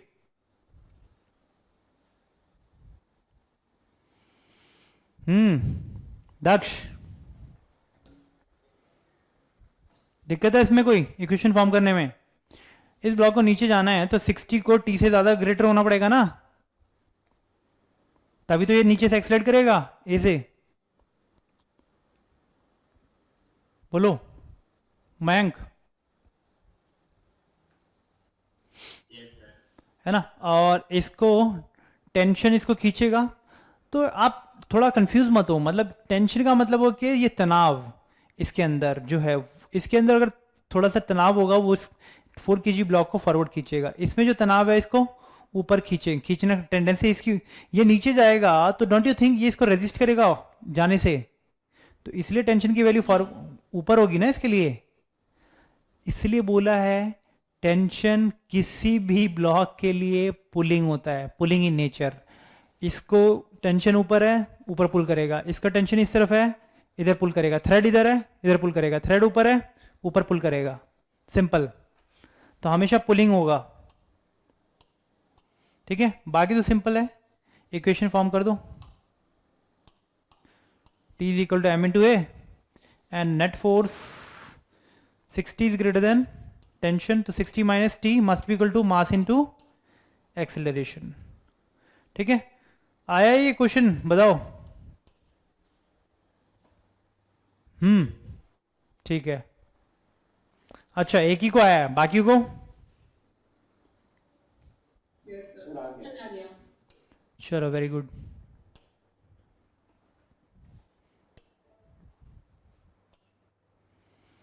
चलो क्वेश्चन ये करो, ये अच्छा क्वेश्चन है। Balloon of mass capital M is descending downward with an acceleration A, जो कि लेस देन जी है। What mass M on it contents must be removed so that it starts moving with an acceleration A. देखो जैसे question पढ़ो ना, थोड़ा visualise करने की कोशिश करो। जब तक विजुलाइजेशन नहीं आएगा दिमाग में क्या कह रहा है क्या नहीं कर रहा है, तब तक आप कुछ नहीं कर सकते हो। ठीक है, तो विजुलाइजेशन किया करो। एक बलून है ना, तो जिसका मास कैपिटल एम है, तो एम जी नीचे लग रहा होगा, कैपिटल एम इंटू जी वेट। बॉइंट फोर्स तो एक अपवर्ड फोर्स है, क्योंकि बलून पे फोर्स लगता है, अपवर्ड फोर्स बलून पे क्या लगेगा, बॉइंट फोर्स कहते हैं उसको, है ना, if it is moving in a air. तो अब ये क्या था, यू मस्ट रिमेंबर कि इसका वेट mg के बराबर है। अगर बलून को ऐसे छोड़ दो तो g would be it's acceleration. इसका मतलब इसका एक्सेलरेशन a है जो कि g से कम है। इसका मतलब कि फॉरवर्ड डायरेक्शन में, ऊपर डायरेक्शन में एक फोर्स लग रहा होगा, that is called as, okay Akhil का आंसर आ गया है, वेरी गुड अखिल, आपका ये आंसर आया ना, ठीक है, 2mg बाय जी प्लस ए, ठीक है, वेरी गुड। अभी फर्स्ट केस में ये एक्सेलरेट कर रहा है, डिसेंड कर रहा है नीचे ए से, जो कि लेस देन है जी से। इसका मतलब ये फ्रीली फॉल नहीं है ना, इसका मतलब ये अगर फ्रीली फॉल होता तो इसका एक्सेलरेशन जी होता, इसका एक्सेलरेशन जी होता, तो इसका मतलब फ्रीली फॉल नहीं कर रहा, तो अपवर्ड फोर्स कुछ ना कुछ लग रहा होगा जो कि इसके एक्सेलरेशन को डिक्रीज कर रहा होगा। तो नेट एक्सेलरेशन कितना होगा डाउनवर्ड, जी माइनस ए। तो अब अगेन लेट की जो अपवर्ड फोर्स है, let it be F, point force let it be F, है ना। तो इस केस में वेट ग्रेटर है एफ से, तभी तो नीचे आ रहा है। तो इक्वेशन फॉर्म करो, M G minus F is equal to capital M into A. Second condition, same balloon पे कितना मास निकाल लें, now small M minus capital M minus small M into G. अब इसका वेट इतना होगा, ताकि अब ये अपवर्ड जो फोर्स लग रहा था, अब ये अपवर्ड एक्सेलरेट करना लग गया सेम एक्सेलरेशन से।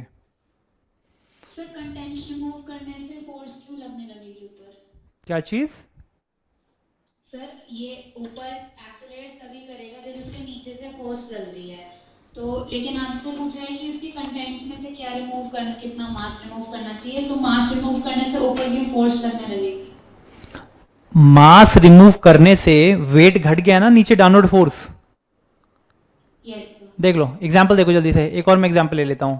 मान लो इसका वेट है 200 न्यूटन, अपवर्ड फोर्स लग रहा है 100 न्यूटन का, ठीक है। तो अभी कितने से एक्सेलरेट करेगा, डाउनवर्ड एक्सेलरेशन कितना, डाउनवर्ड फोर्स कितना होगा, 200 माइनस 100, है ना, 200 minus yes sir. 100। Second condition देखो, ये 100 अपवर्ड तो था ही, इसमें से मैंने ये कितने केजी का ब्लॉक था, 20 केजी का, अब मैंने 15 केजी हटा दिया, 15 केजी हटा दिया तो कितना बचा, 5 केजी।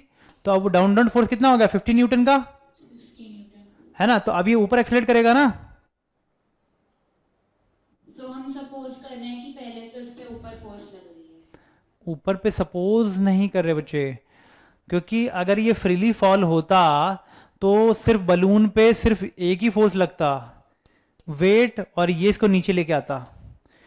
तो इसका एक्सेलरेशन, उस केस में इसका एक्सेलरेशन जी होना चाहिए था, बट इसका एक्सेलरेशन जी नहीं है, जी से कम है, यस सर। है ना, जी से कम है। इसका मतलब अपवर्ड फोर्स कुछ लग रहा होगा जो कि इसके वेट को घटा रहा होगा, तभी ये डाउनवर्ड जाने का जो एक्सेलरेशन है वो जी से कम है, ठीक है। अभी आपने वो चीज़ नहीं पढ़ी है, ठीक है, बॉइंट फोर्स नहीं पढ़ा है, क्योंकि इसमें एक ही फोर्स लग सकता है जो अपर डायरेक्शन में लगता है, दैट इज बॉइंट फोर्स, है ना। बलून पे हमेशा जो फोर्स होता है जो बलून को ऊपर ले जाता है, that is called buoyant force. तो let that buoyant force be F, ठीक है। तो इक्वेशन ये फॉर्म किया, ये आया। अब इसमें से स्मॉल एम के जी मैंने हटा दिया। अब बोला है कि ये ऊपर एक्सलेट करने लगा है अब, है ना। तो ये होगा इक्वेशन, इसको ऊपर जाना है, तो अब एफ ग्रेटर होगा इससे, बोलो ये इक्वेशन होगी।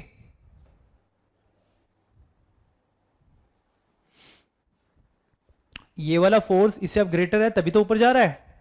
दोनों का एक्सेलरेशन सेम ही है लिखा हुआ है, बाद में भी acceleration must be remove so that starts moving up with the same acceleration A, ठीक है। तो ये क्वेश्चन हो गई। दोनों को सॉल्व करो, स्मॉल एम की वैल्यू निकालो, कुछ नहीं करना। इसको एक्सपेंड करो, इसकी फोर्स की वैल्यू इसमें पुट करो, स्मॉल एम की वैल्यू निकालो। क्या आ रहा है निकालो। अखिल का तो आई थिंक आ चुका है।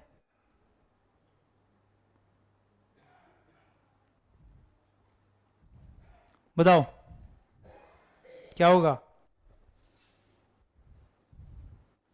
सर सी वाला आ जाएगा सर, 2 अपॉन जी प्लस। अच्छा है बिना सॉल्व करे सर नहीं सर, सॉल्व कर दो। एफ की वैल्यू इसमें पुट कर दो। ये बहुत बड़ी बड़ी इक्वेशन नहीं होती, आपको लग रहा होगा बहुत बहुत ज़्यादा इक्वेशन बड़ी बड़ी है, ये कुछ नहीं है। दो इक्वेशन ही तो हैं, वेरिएबल एक है तो वेरिएबल की वैल्यू यहाँ पुट करो, सॉल्व करो, स्मॉल एम की वैल्यू आ जाएगी। बोलो। सर मैंने ऐड करके कर दिया मेरे क्वेश्चन को। हाँ ऐड भी कर दो, आई थिंक ऐड करने पे भी आ जाना चाहिए। एफ से एफ कैंसिल हो जाएगा, इन दोनों क्वेश्चन को ऐड भी कर सकते हो, एफ से एफ कैंसिल देन सॉल्व कर दो, आ जाएगा।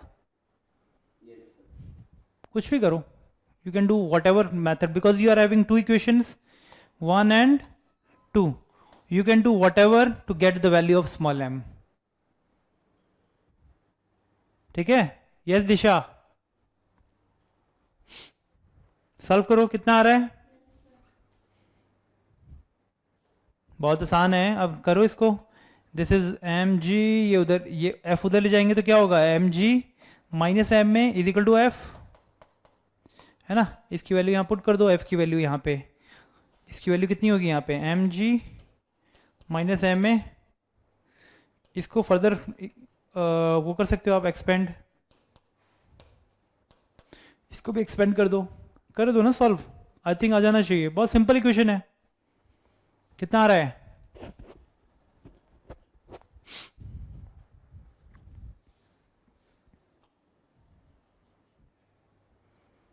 बोलो।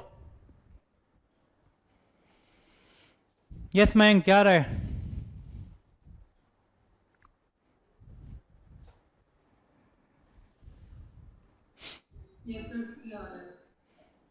ओके हर्षित का आ गया सी, एंड बाकियों का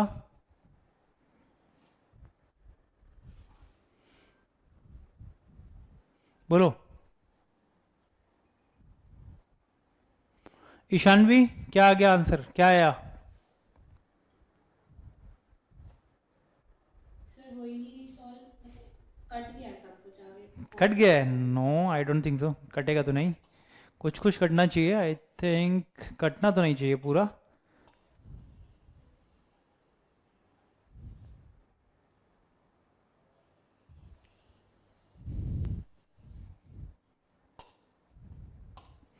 इसकी वैल्यू पुट करो यहाँ पे, एफ की वैल्यू कितनी है, एम जी माइनस एम में।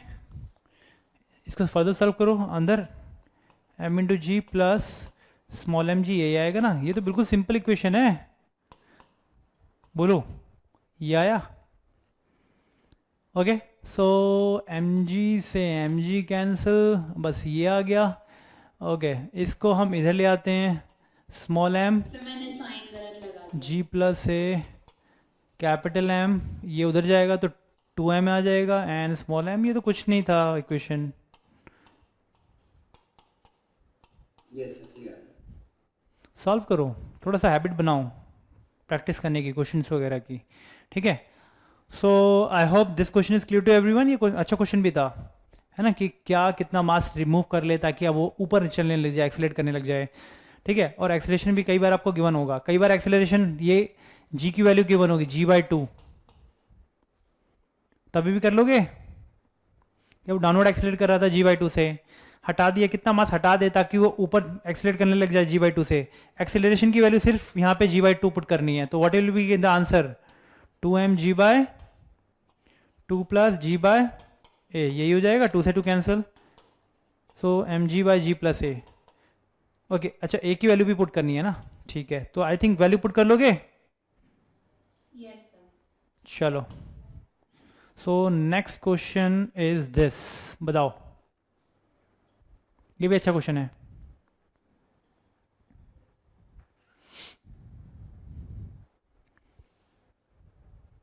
A ball of 1 kg strikes a wall with velocity 1 meter per second at an angle of 60 degree with the wall। मैं जल्दी से डायग्राम बना लेता हूँ।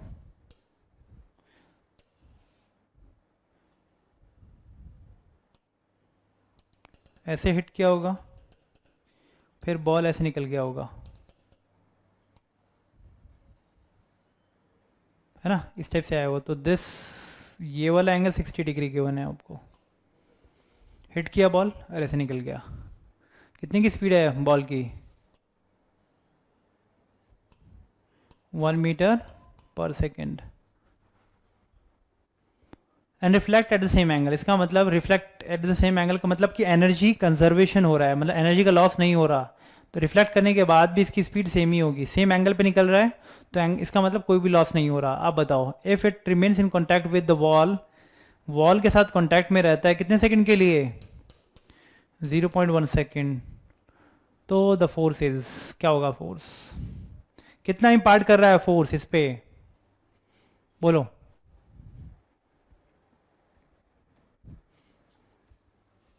Ball is coming like this, hitting it, and it is rebouncing back like this with the same speed. So what is the force exerted by ball on the wall? Question पूरा का पूरा मैंने बना दिया है, आई थिंक विजुअलाइजेशन भी करवा दिया है, तो बताओ अब क्या होगा।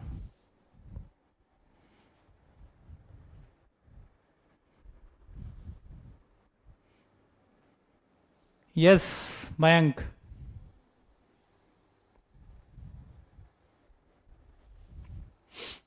देखो, if this angle is 60 degree, तो इस वेक्टर को मैं, जो कि ये है, दिस एंगल वुड आल्सो भी 60 डिग्री।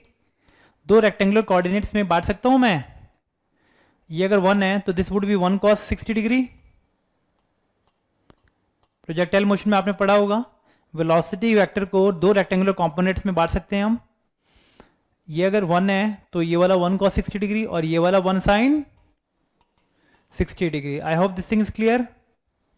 अब इसको भूल जाते हैं हम, है ना, बीच वाला कि ये क्या चीज़ था, क्योंकि ऑलरेडी हम दो फोर्सेस ले चुके हैं हम। तो ये वाला फोर्स होगा 1 cos 60 डिग्री वाला, ये वाला होगा 1 sin 60 डिग्री। अब इस वेलोसिटी का ये वाला कंपोनेंट है, वही हिट करेगा इसको, वॉल को, बोलो। ओके, अब आ गया, मयंक का आ गया सेकंड, अखिल का भी आ गया, वेरी गुड, अखिल का भी सेकंड ही आ रहा है, ठीक है, वेरी गुड। अब देखो, हिट करने के बाद अगेन ये 60 डिग्री था, क्योंकि कोई लॉस नहीं हो रहा, तो इसका मतलब सेम स्पीड से भी नहीं रिबाउंड हुआ होगा, ये भी सेम होगा। तो इसका ये कंपोनेंट और ये कंपोनेंट, वेलोसिटी के दो कंपोनेंट हमेशा बांटेंगे। वेक्टर को हमेशा दो रेक्टेंगुलर कोऑर्डिनेट्स में बांट सकते हैं, जैसे कि हमने किया था इंक्लाइंड प्लेन में। क्या होता है, mg नीचे एक्ट कर रहा होता है, this inclination angle is theta, तो ये वाला फोर्स होता है mg, this angle theta, mg cos theta, और ये वाला फोर्स जो इस इंक्लाइंड प्लेन पे लगेगा that is mg sin theta, है ना। तो ये पहली बार नहीं पढ़ रहे हो आप, तो इस कंपोनेंट को, इस वेक्टर को आप दो कंपोनेंट्स में हमेशा बांट सकते हैं ना। So you can easily resolve them into two different coordinates. तो अब ये दोनों सेपरेटली एक्ट करेंगे, ठीक है। तो ये भी, इसका भी वही करना है। अगेन इसको आप फिर हटा दो, हटा भी सकते हो, ठीक है। तो यू कैन इजीली से दिस इज, ये एंगल ऐसे था तो ये दिस इज 60 डिग्री, तो this angle would also be 60 degree, तो दिस वुड बी 1, क्योंकि ये कंपोनेंट 1 था तो 1 cos 60 डिग्री।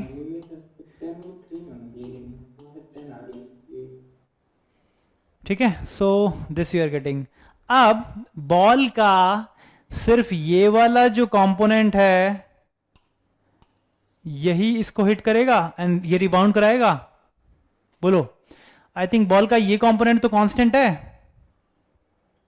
तो इस डायरेक्शन में कोई फोर्स लग रहा है क्या? क्योंकि इस डायरेक्शन में बॉल ऐसे जा रहा था, हिट करने के बाद भी इस डायरेक्शन में सेम स्पीड है, बोलो। हाँ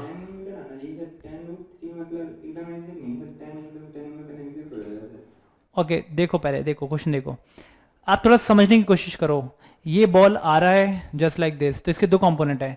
बॉल का ये वाला कंपोनेंट इसको आगे लेके जाएगा, मतलब हिट करने के बाद भी कांस्टेंट स्पीड से आगे चलता चला जाएगा, don't you think?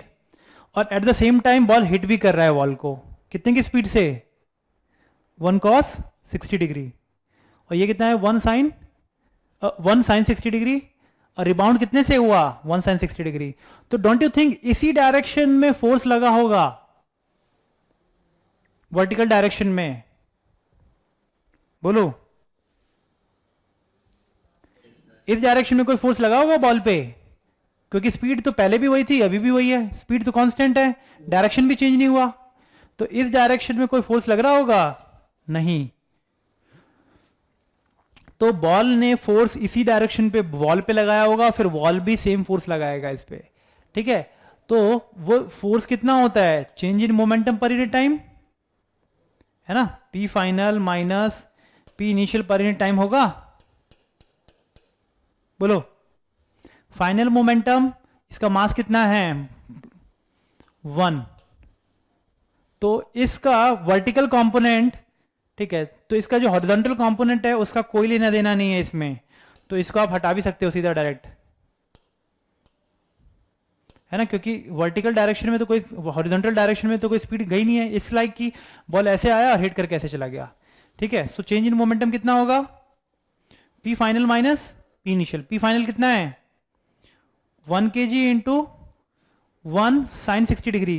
1 sin 60 degree कितना होता है? √3/2, ठीक है, माइनस इस डायरेक्शन को आपने पॉजिटिव लिया है तो ये डायरेक्शन नेगेटिव होगा, माइनस ऑफ माइनस कितना? सेम, 1 इंटू √3/2, यही होगा, डिवाइडेड बाय कितना हिट टाइम लगा है हिट करने में? 0.1। ये चीज किसको क्लियर नहीं है?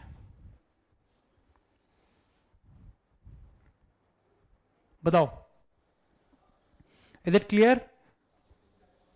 फाइनल वेलोसिटी ये है, तो मोमेंटम कितना होगा? 1 into m into V, this would be the momentum final. Initial momentum 1 into initial moment velocity, तो ये इनिशियल मोमेंटम हो गया, ये फाइनल मोमेंटम हो गया। Final momentum is minus initial momentum, क्योंकि फाइनल मोमेंटम इस डायरेक्शन को पॉजिटिव लिया है, so this direction would be negative, तो इस डायरेक्शन का मोमेंटम नेगेटिव है, तो माइनस माइनस प्लस हो जाएगा। तो what will be getting here? Force comes out to be twice of √3/2, ये आ रहा है 0.1, 2 से 2 कैंसिल, तो you will be getting 10√3 Newton. आया? तो आपको सिर्फ इतना याद रखना है, इसका वेलोसिटी का सिर्फ हॉरिजॉन्टल कंपोनेंट लेना, वही इस वॉल पे इंपैक्ट में पार्टिसिपेट करेगा। हॉरिजॉन्टली इट्स लाइक कि बॉल कांस्टेंट स्पीड से इधर भी जा रहा है और साथ साथ में हिट भी कर रहा है। I hope this thing is clear to everyone, है ना। सो ये थोड़ा अच्छा क्वेश्चन है ना, थोड़ा सा और हायर लेवल थिंकिंग का क्वेश्चन है ये, तो है बहुत सिंपल, ठीक है। तो इसमें वेक्टर्स भी आ गया, वेक्टर रेजोल्यूशन भी आ गया, और कॉन्सेप्ट भी क्लियर हो गया आपका। तो सिर्फ ये ही वर्टिकल मोशन ही पार्टिसिपेट करेंगे इसमें हिट करने में, इसका मतलब वर्टिकल मोशन में ही फोर्स लगा होगा, तभी इसकी डायरेक्शन को चेंज कर रहा है। Is it clear? Yes sir. चलो भाई, very good. So will be doing last question of the day. This is the last question, जल्दी बताओ.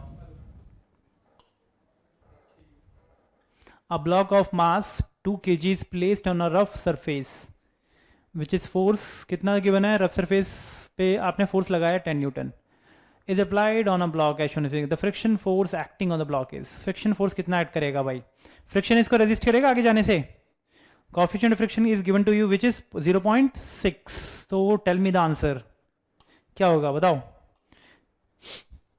You are applying the force of 10 newton and you need to find out the friction force. What would be the friction force? Yes Shubham, बताओ. Mayank,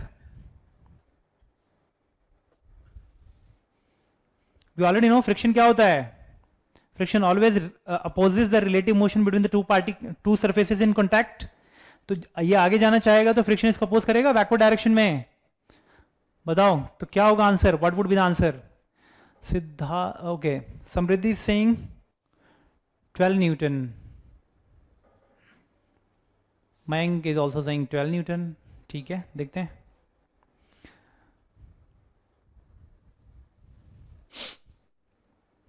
Harshit is saying again 12 newton. क्या बात है, सभी 12 कह रहे हैं. मतलब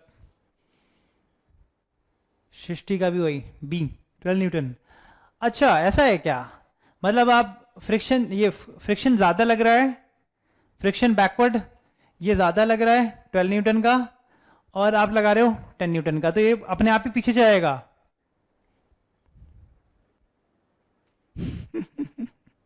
अपने आप ही ये पीछे जाएगा. शौर्य सिंह 10 न्यूटन. आदित्य सिंह 2 न्यूटन. मतलब फ्रिक्शन बैकवर्ड पीछे 12 न्यूटन का लगेगा, और ये आप मतलब फोर्स में लगा रहा हूं, मतलब खींच रहा हूं बॉडी को, बट वो जा रहा है पीछे. ऐसा कभी हुआ है?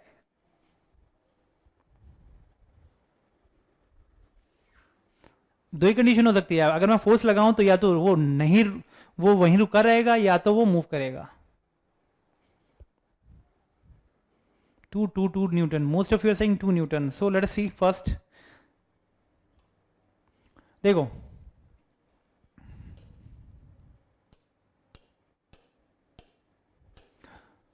अगर आप एक्सटर्नल फोर्स लगाते हो तो फ्रिक्शन बैकवर्ड डायरेक्शन में लगता है ना.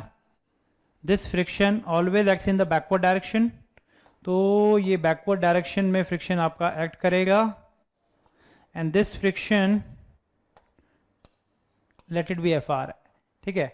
सो दो सरफेस के बीच में सबसे पहले क्या फाइंड आउट करना पड़ेगा आपको, limiting friction. This limiting friction must be equal to mu times into N. तो इस केस में एन अपवर्ड लग रहा है नॉर्मल फोर्स, mg कितना है डाउनवर्ड, वेट नीचे लग रहा है, तो this normal must be equal to mg के बराबर है ना. So this limiting friction which is the maximum value of the friction which is nothing but mu into M into G के बराबर. म्यू कितना है 0.6, मास कितना है 2 kg का, एक्सेलरेशन ड्यू टू ग्रेविटी कितना है 10. तो you will be getting 12 Newton which is the limiting value, which is the maximum value of the friction that can act between the two surfaces. इन दोनों surface के बीच में maximum friction लग सकता है 12 Newton का. आपने लगाया है 10 न्यूटन, तो ये तो पहली बात तो ये मूव नहीं करेगा, है ना. और क्योंकि आप जो फोर्स लगा रहे हो वो जो मिनिमम इसको एटलीस्ट 12 न्यूटन दोगे तब ये मूव करेगा. इसका मतलब स्टैटिक कंडीशन है.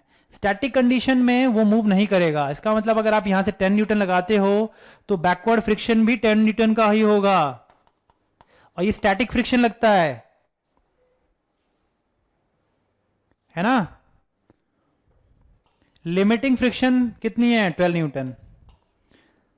इसका मतलब एक्सटर्नल फोर्स जो आप लगा रहे हो 12 न्यूटन से ज्यादा होगा तभी ब्लॉक आगे मूव करेगा. बट आपने लगाया है 10 न्यूटन, तो ये ब्लॉक पहली बात तो मूव नहीं करेगा. मूव नहीं कर रहा तो नेट फोर्स बॉडी पे 0 होना चाहिए. 10 न्यूटन लगाया आपने फॉरवर्ड, 10 न्यूटन फ्रिक्शन भी बैकवर्ड लगना चाहिए, और ये सेल्फ एडजस्टिंग फोर्स होता है. तभी तो बोलते हैं अगर 5 न्यूटन लगाओगे तो बैकवर्ड 5 न्यूटन लगेगा, 10 न्यूटन लगाओगे तो 10 न्यूटन लगेगा, 12 न्यूटन लगाओगे तो बैकवर्ड 12 न्यूटन लगेगा. अब अगर फॉरवर्ड 20 न्यूटन लगाओगे तो बैकवर्ड अभी भी 12 न्यूटन ही लगेगा, क्योंकि मैक्सिमम वैल्यू से ज्यादा फ्रिक्शन की नहीं हो सकती. I hope this thing is clear to everyone. And this is static friction that you are getting. Static मतलब जब तक वो रेस्ट में है, बैकवर्ड जो फ्रिक्शन लग रहा है, that is called static friction. ठीक है, बोलो. So अखिल का आंसर आ गया 10 Newton. I hope this question is clear to everyone. Simple question है ये. सबसे पहले find out the limiting value कि इन दोनों सरफेस के बीच में मैक्सिमम फ्रिक्शन कितना एक्ट कर सकता है. ठीक है, अगर एक्सटर्नल फोर्स लिमिटिंग से ज़्यादा है तो ये मूव करेगा और बैकवर्ड फ्रिक्शन वही 12 का लगेगा. अगर कम है तो इसका मतलब ये मूव नहीं कर सकता है, क्योंकि इन दोनों के जो एडहरिंग फोर्स है, फ्रिक्शन फोर्स, वो 12 न्यूटन का है ना. तो इस केस में जितना आप लगाओगे उतना ही बैकवर्ड फ्रिक्शन लगेगा, and that friction is called as static friction because the block is not moving. I hope this question is clear to everyone. Harshit आ गया? ठीक है, तो थोड़ा स्टैटिक के बारे में पढ़ो. ठीक है, static friction, limiting friction and rolling friction. बताओ, रोलिंग फ्रिक्शन ज्यादा बड़ा होता है कि स्टैटिक?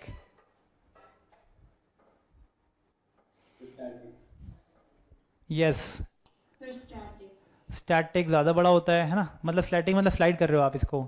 रोलिंग क्या होगा? कुछ ऐसे जा रहा होगा, रोल करता हुआ.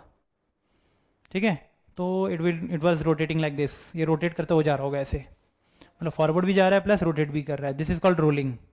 तो रोलिंग फ्रिक्शन जो है वो कम होता है as compare to sliding friction.